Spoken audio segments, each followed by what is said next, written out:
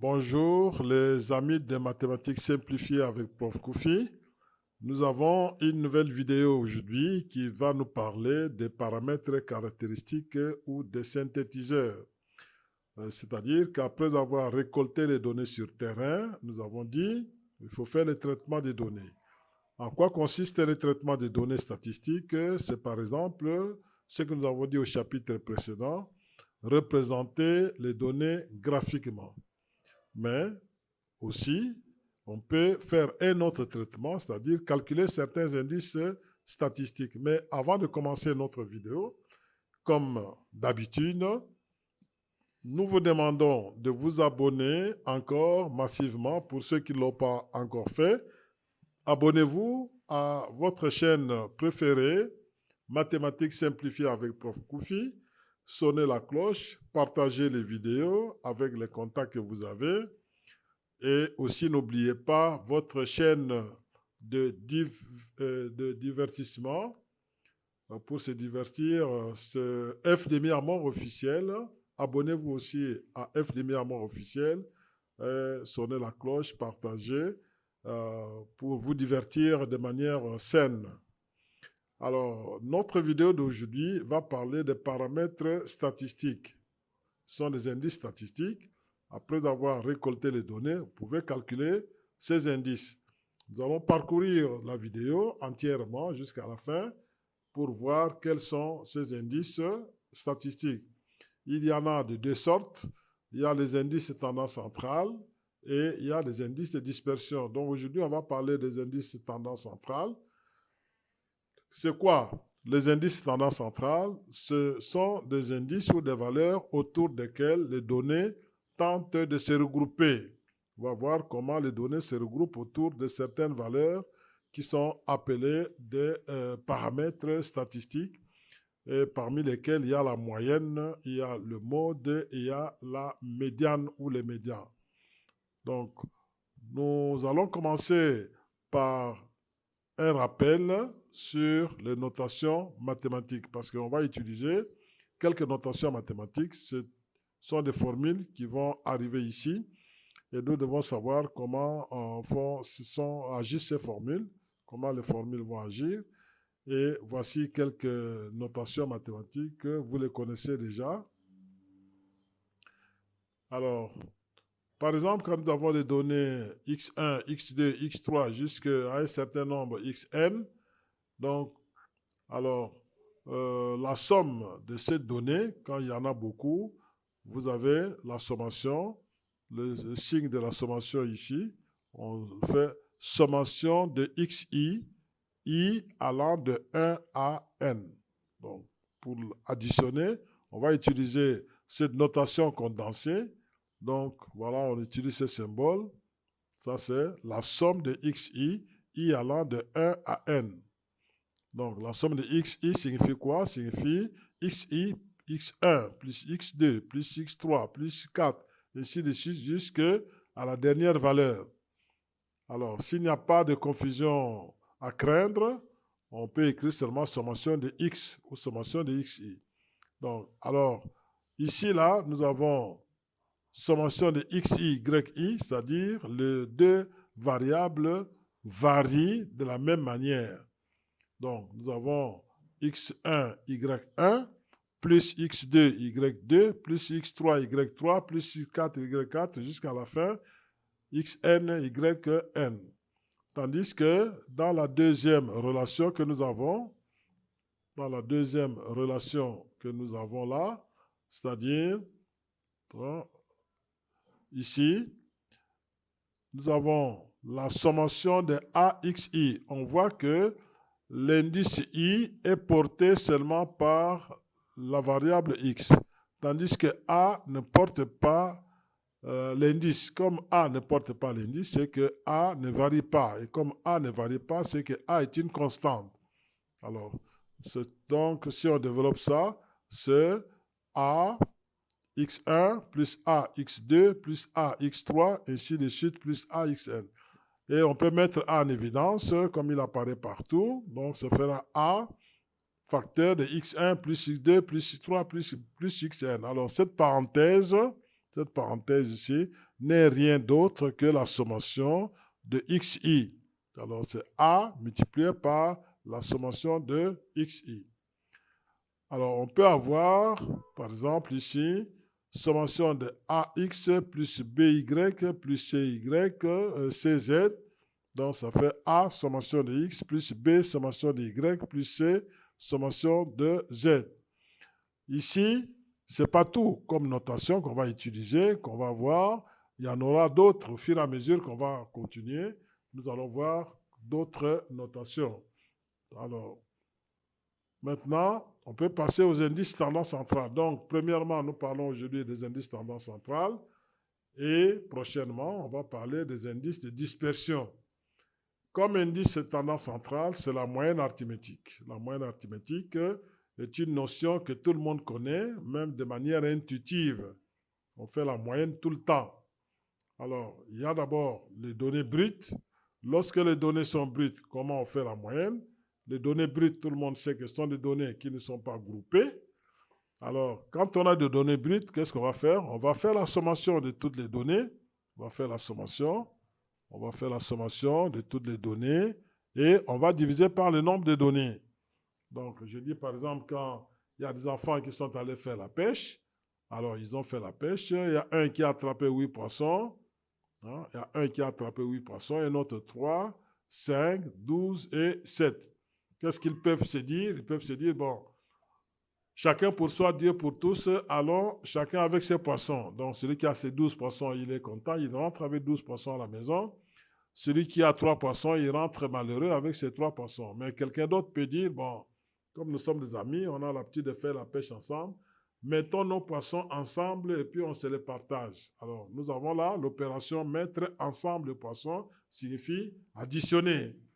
Partager, c'est diviser. Et on va partager combien de parts on va mettre selon le nombre d'individus qui sont là. Donc, ils sont à 5. Ils vont mettre ensemble, ils vont additionner tous les poissons. Et quand on additionne tous les poissons, on divise par 5, qui est le nombre de pêcheurs, le nombre d'enfants qui ont fait la pêche. Donc, ça, c'est la moyenne brute, la moyenne arithmétique des données brutes, plutôt. La moyenne arithmétique des données brutes, c'est 7. Alors, si xi, les valeurs se reproduisent autant de fois, par exemple, fi, xi se produit fi fois, c'est-à-dire x1 se reproduit, par exemple, 5 fois, x2 se reproduit 3 fois, ainsi de suite. Alors, on va calculer la moyenne comme ça. Donc, f1 multiplié par xi plus f2 multiplié par x2, ainsi de suite, divisé par n. Par n, n c'est quoi? C'est la somme de fi, la somme de fi. Ou bien seulement 1 sur n multiplié par la somme de fx. Un exemple concret pour comprendre ce que nous mettons dans la formule au-dessus, nous avons les données brutes qui sont là, 5, 6, 8, 6, 5, 2, 6, 8, 5, 6. On voit que les données sont répétées. Il y a des données qui se sont répétées. Par exemple, 5 est retrouvé 3 fois, 6 est répété 4 fois et 8 est répété 2 fois, tandis que 2 apparaît une seule fois. Donc, au lieu de mettre 5 plus 5 plus 5, on fait 3 fois 5 plus 4 fois 6 plus 2 fois 8 et plus 2. Le tout divisé par 10, ça nous donne 5,7. Donc, voici la moyenne arithmétique de données brutes. Données pondérées ou moyenne pondérée, la moyenne pondérée, c'est comme nous avons dit là, on va multiplier par le coefficient de pondération. Donc, chaque valeur est multipliée par son facteur de pondération. L'exemple ici, par exemple, lorsque nous avons un étudiant qui a passé des interros et des examens, on peut calculer sa cote. Alors, on dit l'examen a comme pondération 3. Donc, l'examen a comme pondération 3, tandis que les deux travaux de l'année ont chacune comme pondération 1. Alors, maintenant, on va calculer comment on va calculer la cote de cet étudiant. Qu'est-ce qu'il a obtenu? Il a obtenu à l'examen, il a obtenu 85. Et nous savons que L'examen a comme pondération 3. Donc, on va multiplier 85 par 3. On va multiplier 85 par 3. Et aux examens partiels, il a obtenu 70 et 90. Et la pondération, c'est 1. Donc, 1 fois 70 plus 1 fois 90 plus 3 multiplié par 85. Alors, cette somme du numérateur sera divisée par la somme des coefficients de pondération qui sont 1 plus 3, ça fait 5. Donc, divisé par 5. Et on trouve que la moyenne de l'étudiant à ce cours est 83. Donc, 83 est une moyenne pondérée. C'est ce que nous faisons tout le temps pour calculer la cote de l'étudiant. On lui donne toujours une cote pondérée selon la pondération de chaque cours. Et nous savons également que c'est comme les crédits. Maintenant, on parle de crédits. Nous sommes en TCI, on parle de crédits. Donc, si l'examen a comme crédit 3 et le TP et Intero comme crédit 1, donc pour calculer la moyenne pondérée, on va multiplier l'examen par le nombre de crédits et les examens partiels ou le TP Intero aussi par les crédits 1, 1. Donc, ça, c'est la moyenne pondérée. Alors, nous avons en bas ici la formule pour la moyenne pondérée. Donc, la notation d'abord de la moyenne, c'est X bar. On lit X bar. X bar est égal à la sommation de FI, XI sur la sommation de FI. Alors, dans cette formule, FI, quand les données sont groupées, nous savons ce sont les fréquences des classes, tandis que XI, ce sont les centres des classes. Donc, on va multiplier les fréquences simples par les centres des classes pour trouver FI, XI pour chaque classe. On fait la somme, on a le numérateur. Et nous savons aussi que la somme de FI qui est au dénominateur, c'est la taille de l'échantillon. Donc, voici ce qu'on va faire. On prend un exemple. Nous avons un tableau de fréquences avec la colonne des classes, la colonne de FI, de XI. Alors, pour trouver la moyenne, il faut ajouter la colonne FI, XI. Donc, vous ajoutez cette colonne de FI, XI. Alors, comment sont trouvées ces valeurs? C'est FI multiplié par XI. Donc, colonne FI multipliée par la colonne de XI. Donc, 11 multiplié par 16, 176. 10 multiplié par 25, 250. Ainsi de suite. Et on fait ensuite la sommation qui est là. La somme donne 16,02. Alors, pour trouver la moyenne arithmétique, c'est tout simplement sommation 16,02 divisé par 45. Vous voyez que tout est dans les tableaux. Tout est dans les tableaux. Vous n'avez rien à inventer. Donc, on prend 16,02 divisé par 45. Ça fera 35,5. On peut arrondir à 36. Nous verrons plus loin que ça, c'est une formule longue, mais il y aura une formule simple, abrégée, qui est la méthode de la moyenne provisoire pour calculer rapidement une moyenne, et c'est ce que nous conseillons aux étudiants de faire. Deuxième indice de tendance centrale, c'est le mode. Alors, le mode pour les données brutes, c'est quoi? C'est la donnée la plus fréquente, le résultat le plus fréquent, qui apparaît le plus souvent. Donc, on regarde seulement la série qui est donnée. Est-ce qu'il y a une des valeurs qui est répétée plusieurs fois que les autres? Parfois, il y en a, parfois, il n'y en a pas. Parfois, s'il y en a beaucoup.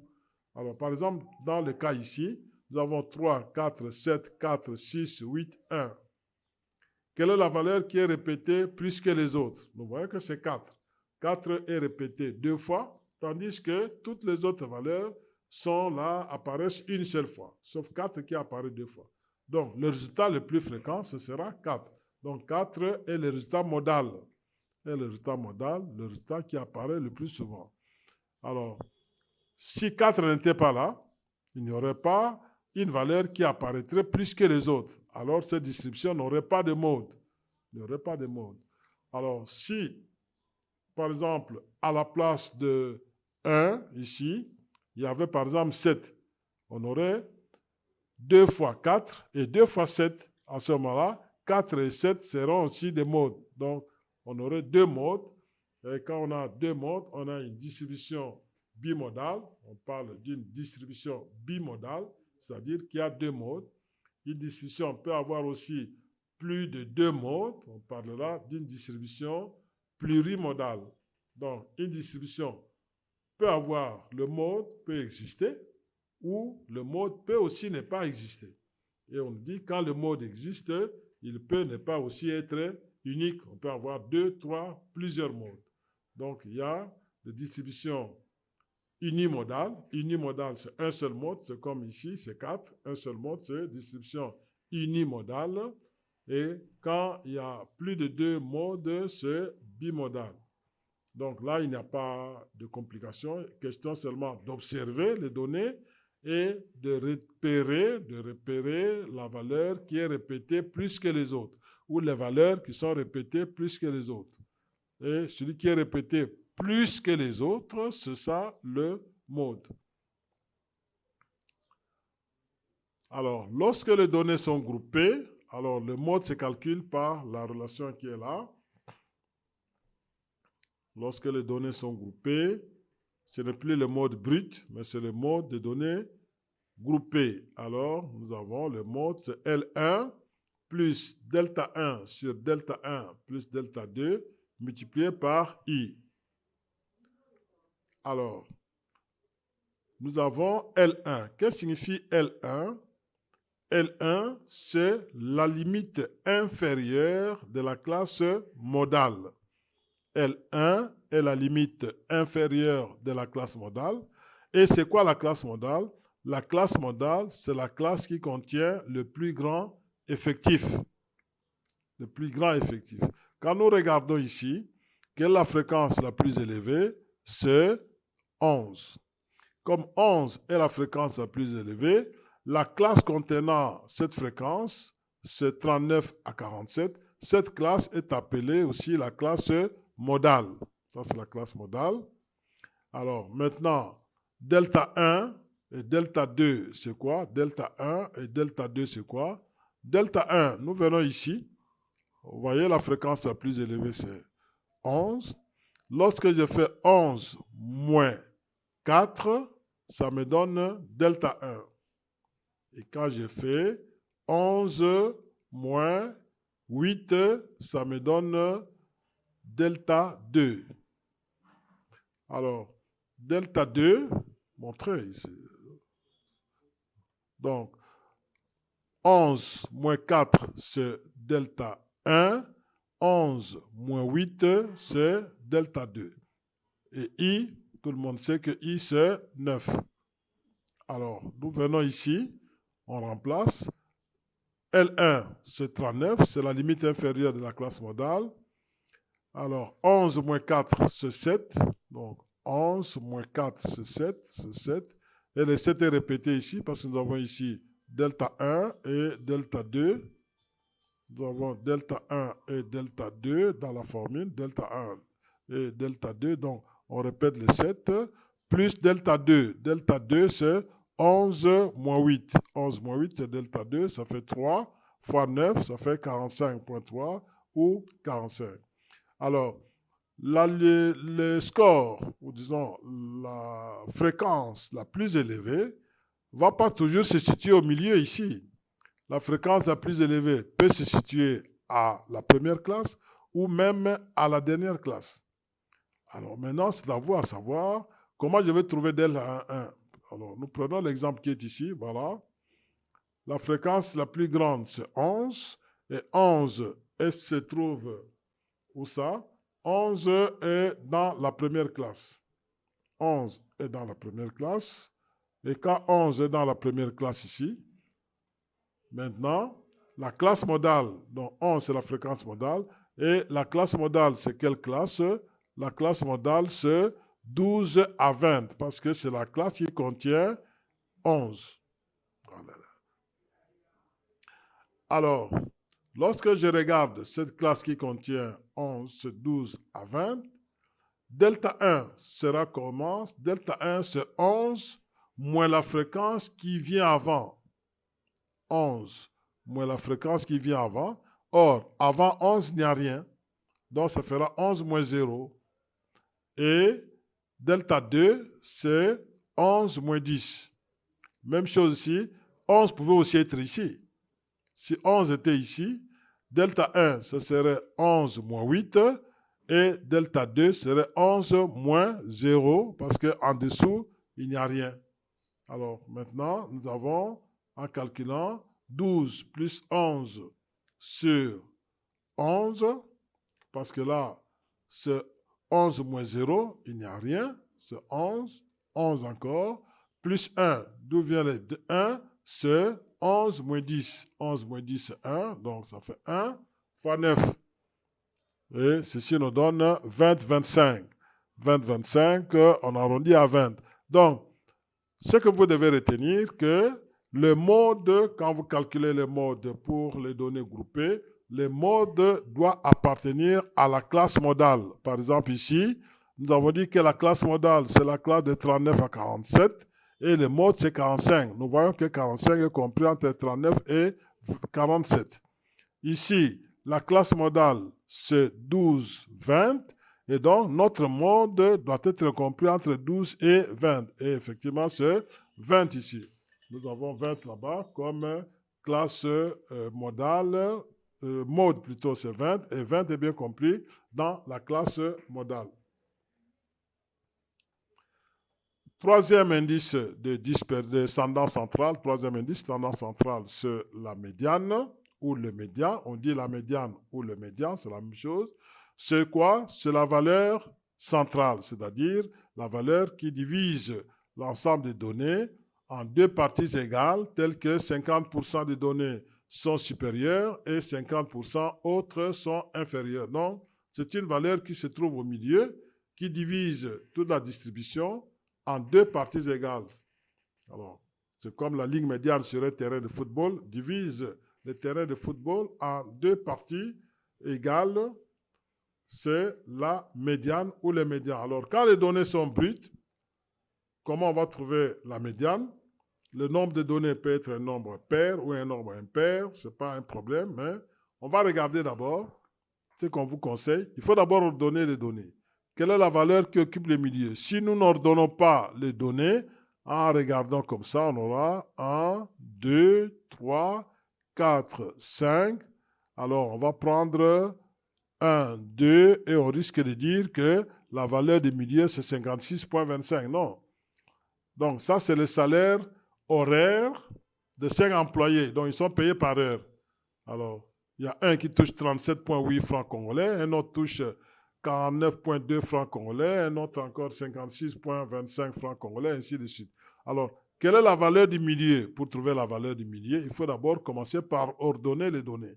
Donc, si nous ordonnons ces données-là, qui sont ici, on peut ordonner. Si nous ordonnons du plus petit au plus grand ou du plus grand au plus petit, on trouvera qu'au milieu sera 37,8.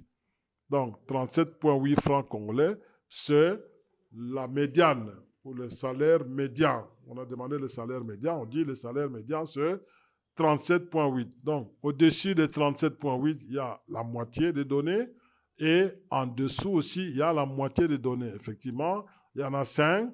Alors, 37,8 sera à la troisième position. En dessous, c'est 2 valeurs et au-dessus aussi, c'est 2 valeurs, 50%, 50%. Donc, ça, c'est pour les données brutes. Alors, pour les données groupées, lorsque les données sont groupées, comment on va trouver la médiane ou le médian? Nous avons la formule qui est là. La médiane, c'est L1 plus N sur 2 moins somme de F indice 1 sur F médiane, le tout multiplié par I. Donc, L1, c'est quoi? C'est la limite inférieure de la classe médiane.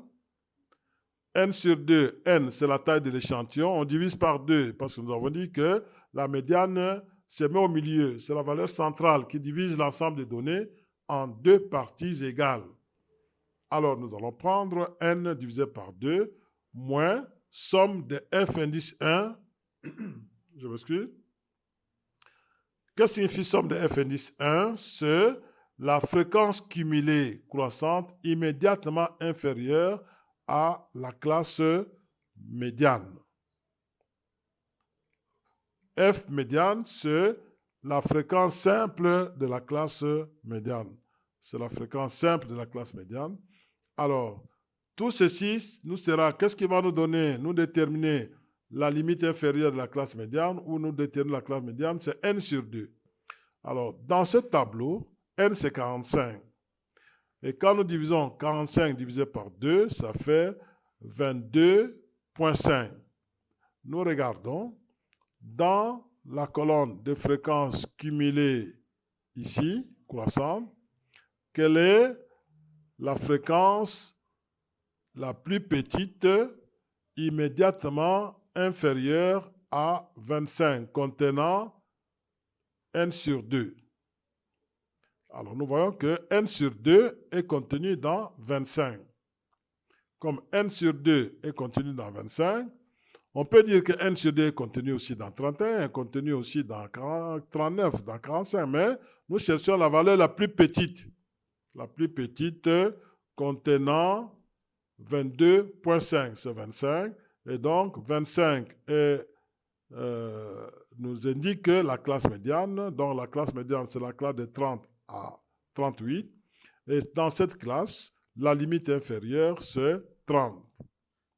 n sur 2, donc nous prenons 30, n sur 2 c'est 45 divisé par 2, moins sommation de f indice 1, sommation de f indice 1, sommation de f indice 1 sur la fréquence cumulée immédiatement inférieure à la fréquence cumulée de la classe médiane.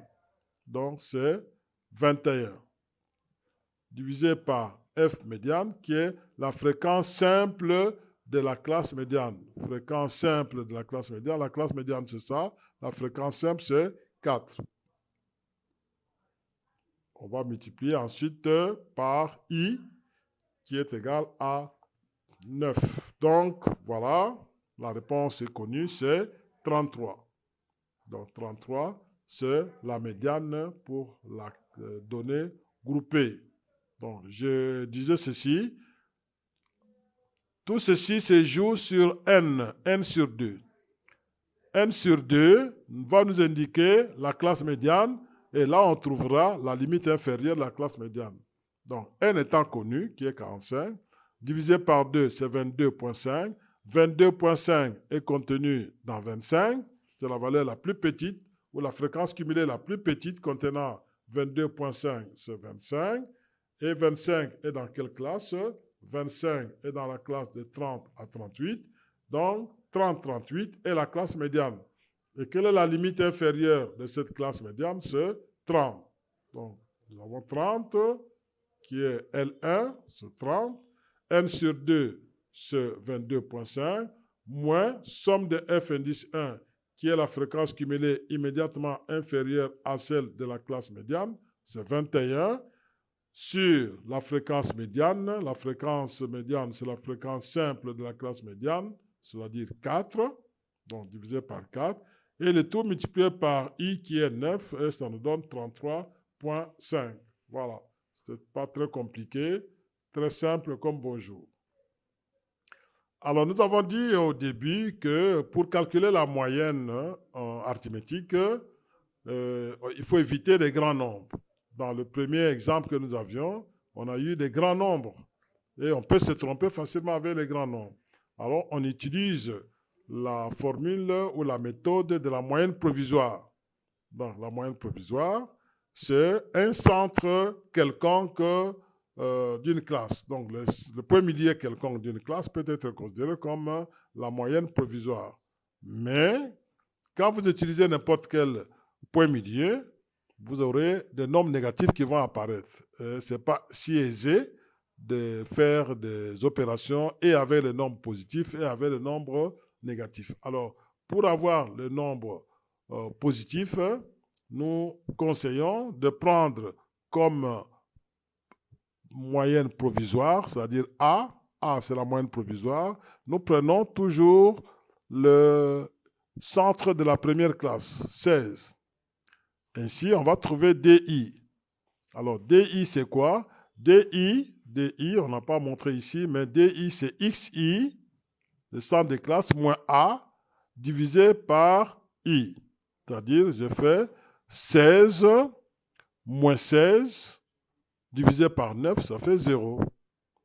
Je prends pour deuxième classe 25 moins 16, ça fait 9, divisé par 9, qui est I, ça fait 1. 34 moins 16, ça fait 18. Et 18 divisé par 9, ça fait 2. Ainsi de suite, j'ai trouvé.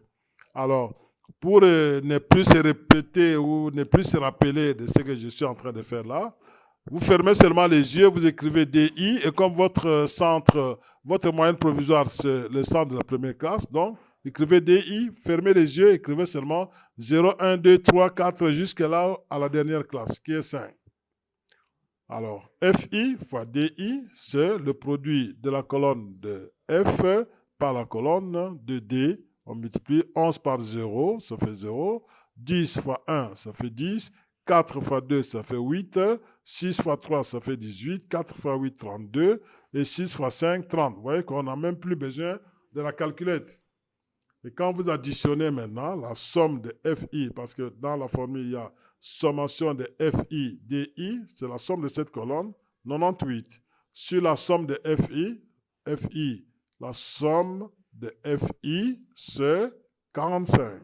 45 est la somme de FI. Donc, tout est dans les tableaux. Tout est dans les tableaux. Donc, finalement, on aura A, c'est 16. 16 plus 98 sur 45 fois 9. Si les calculs sont bons, on trouvera 35,6 qu'on peut arrondir à 36.